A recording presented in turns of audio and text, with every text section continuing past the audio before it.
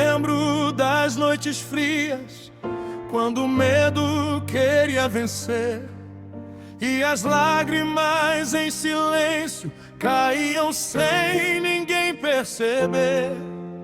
O vento batia forte contra a porta do coração, mas tua voz atravessava tudo e me dava direção.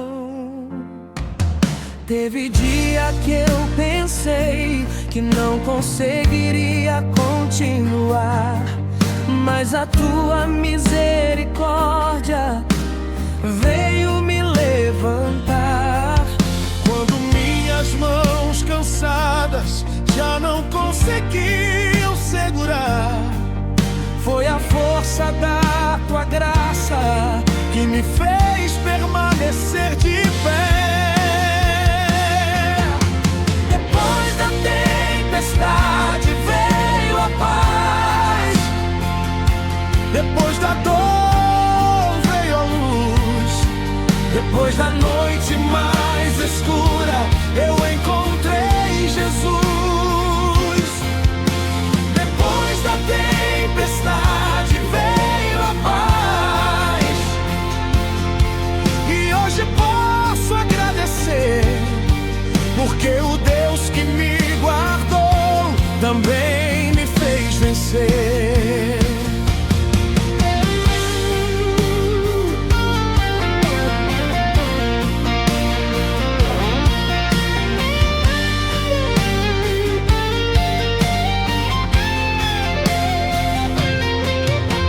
As marcas ainda existem, mas já não causam temor.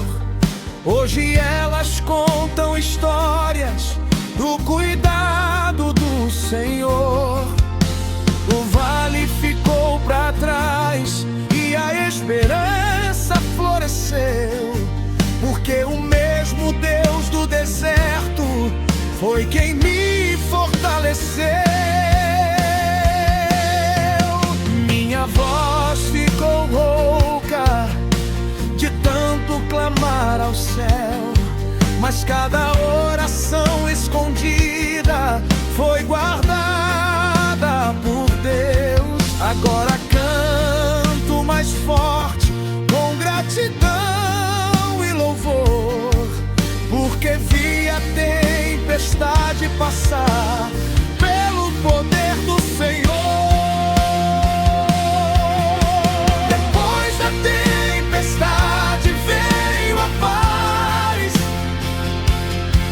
E eu nunca vou esquecer dos milagres silenciosos que me ajudaram a viver. Depois da tempestade veio a paz, e eu vou testemunhar que a graça que me sustentou nunca vai me abandonar.